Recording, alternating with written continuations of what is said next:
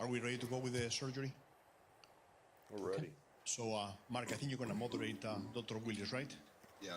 So I'm moderate Dr. Willis.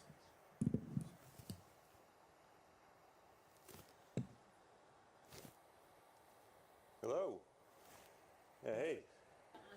Morning. Good morning. How's everybody in New York? We're doing.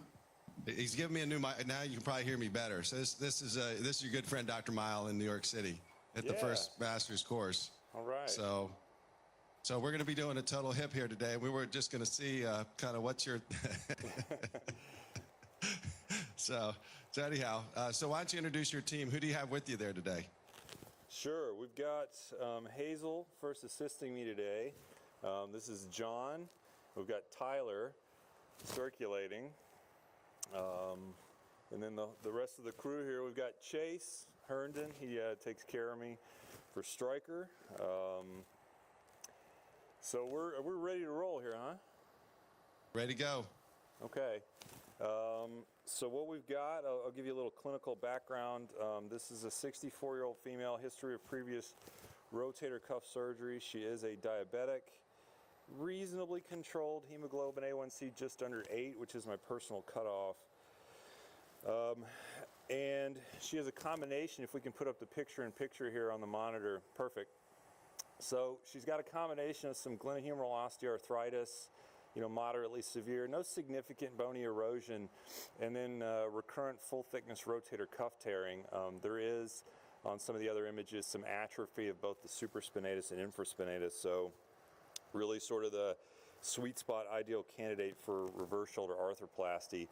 One of the things you notice on the axillary views there on the MRI on the right is that there really isn't significant bone erosion. She's a little bit retroverted, but it shouldn't significantly affect my pin position or reaming today. So with all that said, we're going to cut back over to the surgical field here and get started. She has a bit of a bigger BMI, so I'm going to make a little bit larger incision than typical. Again, there's a previous incision noted kind of in this area, and where I made my incision, just to cover that, I'm going to have you move your hand there. This is the AC joint. Went about 3 finger breadths, 3, 4, 5 centimeters medial to that, and I'm just over the delta pectoral interval. It's hard to be too medial, although I guess it's possible. So we're going to get down through the levels of some subcutaneous tissue here. My personal preference is to use some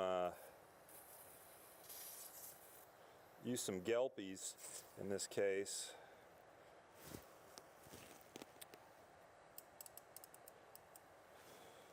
She's got some scarring from her prior surgeries, as one might have expected. Now, you've got a couple options in terms of so let's find her delta pectoral interval if we can here. Sometimes there is some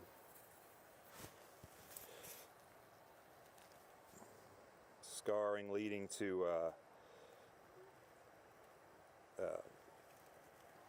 closure of that interval. In her case, I have you like to bring a Army Navy up here in the corner. She doesn't really have a visible cephalic vein, so I guess we don't have to worry about that as much. Right here over the coracoid, which is here, my thumb is there. Let's see if I can give you a better view here.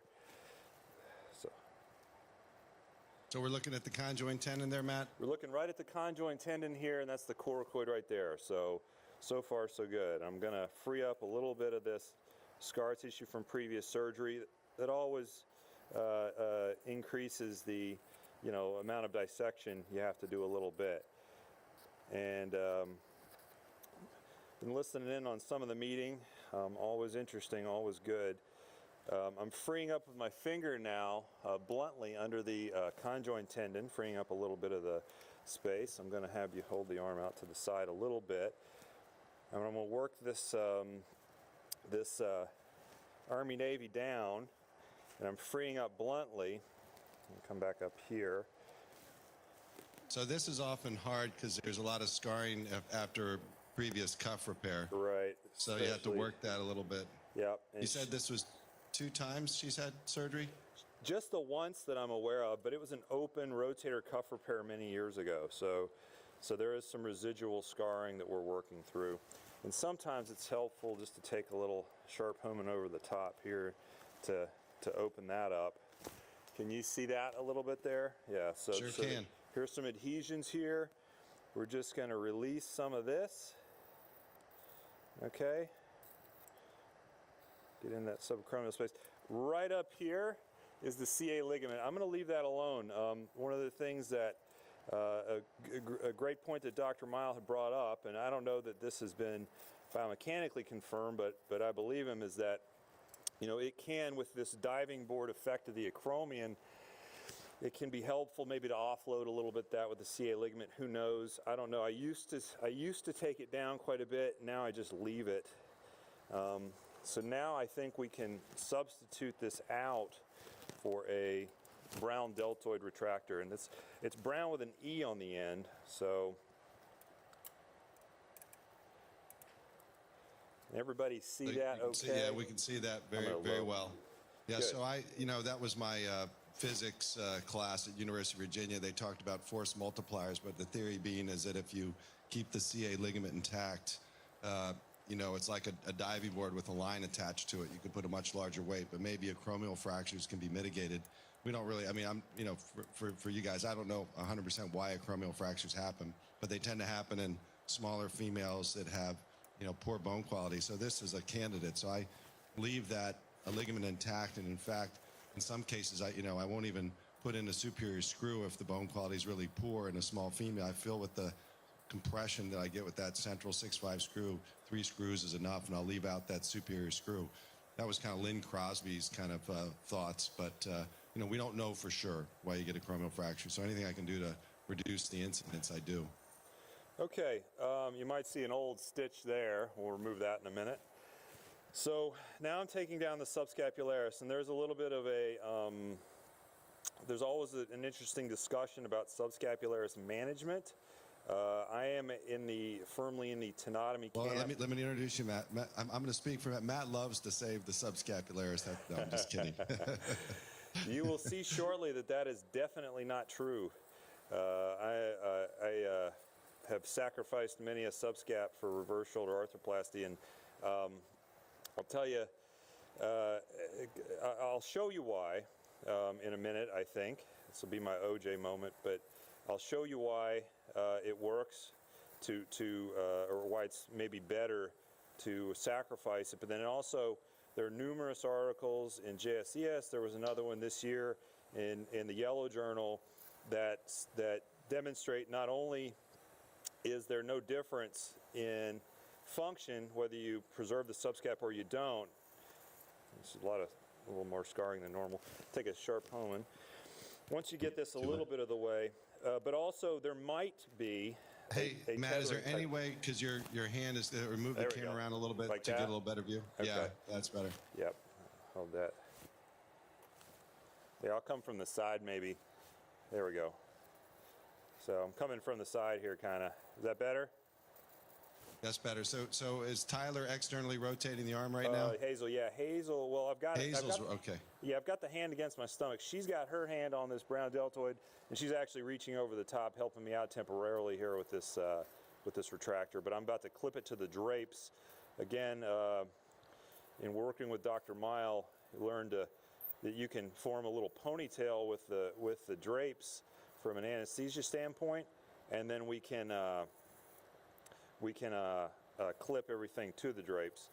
So all right, your hand's a little bit in there, and maybe we can zoom out a little bit with the camera.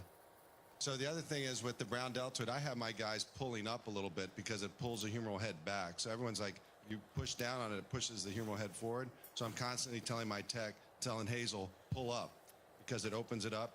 And then I see Matt's done the shoehorn effect. If you put a blunt home in between the joint and the subscap on a cadaver, you can just push down and it will peel the subscap off without you even cutting it. I mean, don't do that in a patient, but I mean, it's really nice to do that. And I have the elbow pointing at my stomach when I'm the surgeon, so I really get the elbow up while I'm externally rotating. So I'm going to clip this guy to the drapes here, and zoom out so you can see. Yeah, there you go. yeah, see that? That's you can helpful. clip to the drapes. We've got a ponytail here.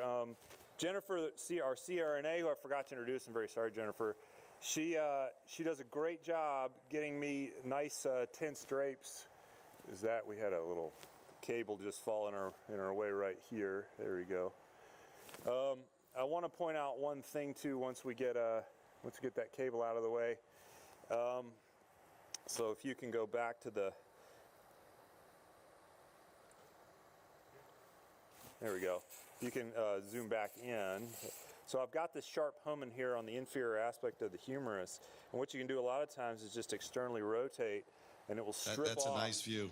Yeah, that'll strip off the capsule there for you, so you don't have to, you know. And I've put the tip of my sharp homing inside that capsule in order to do that. So it has released or peeled up the capsule all the way around. So now what we can do, we'll rotate it in a little bit. You got a good view of the humerus. I'm going to put this cutting guide, this cutting block up along the humerus, and the cutting guide goes up and down the shaft of the humerus basically, and then this lines up 30 degrees with the forearm. Okay, so we're going to line up all of that.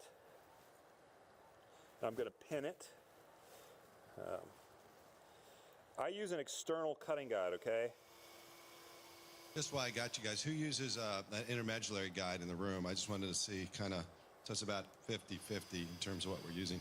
Yeah, and you know, there at the meeting, the great thing is that some of your instructors are going to use the IM guide. I use the extramedullary guide. For me,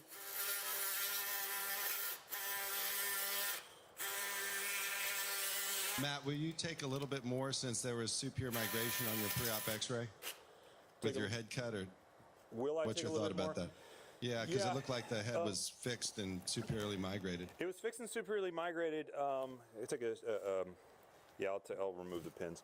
I will take, honestly, I'll take as much as I can get back to the external rotators fairly routinely, because I can upsize and I've just barely gotten into those in the back, so this is a pretty generous cut. Let me just see if I managed to get it around the.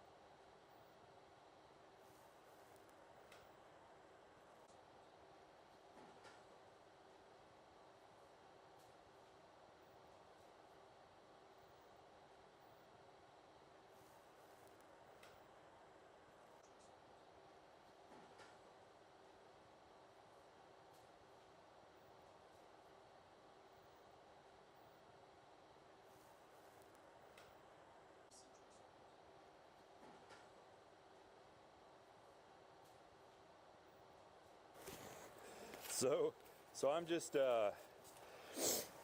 removing a few of the little osteophytes. I'm going to preserve this lesser and subscap insertion. I just want to show you what it can do to the coracoid in terms of impingement at the end of the case if I preserve all this. Usually I'll remove this because it provides me some additional, because A, I'm not repairing the subscap, and B, it provides me some additional exposure to get that out of your way. So next, these are just the basic steps for reaming and then broaching. We're just going up one at a time here. She's got a fairly narrow humerus, Now when you're broaching, you only need to broach using the external guide. You only broach to the tip of the flutes here, okay? I believe this is the internal guide, and then this is for the long stem. The reason, I'll go ahead and, while we're doing this, the reason I prefer to use an external guide is because of the next step, and that's when I broach, we're going to stop here because I'm getting good chatter by hand. Now, in the process of reaming her bone was not that great, okay? So I am not going to broach line to line on a patient with questionable bone. I'm going to slide this your way just a little bit. So here's the best part of the external guide, right? So I've got the broach that I can then adjust my version. The broach itself, as it centers in the canal, will auto adjust varus valgus. And then if I don't like my depth, okay, let's say I'm doing a TSA or even an RSA, and I didn't take enough head cut, which is by far the better error than to take too much and get into the rotator cuff, I can also adjust my depth of my cut here. So with one step, which is what I'm already doing, I can mallet this in place, and her bone's it's not fantastic, okay?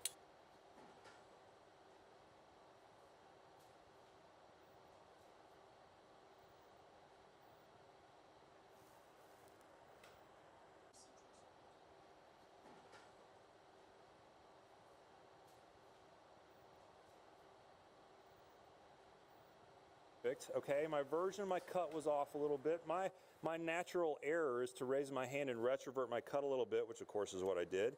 So I'm going to take this Calcar planer and plane this back, correct my version a little bit, okay? So now I've got the cut exactly where I want it, and it's doing what I already would have been doing, which is broaching. So in my mind, I've saved a number of steps versus the intramedullary guide. Again, the intramedullary guide is a great tool. If you're familiar with that tool, use that tool. But you know, using the extramedullary guide, getting your initial cut close, and then fine-tuning it with the broach and the Calcar planer, I think is a great way to do it. So, any questions so far? We're going to move on to the glenoid side. Yeah, no, it looks Again, great, Matt. I'm going to leave this unless it's really in my way.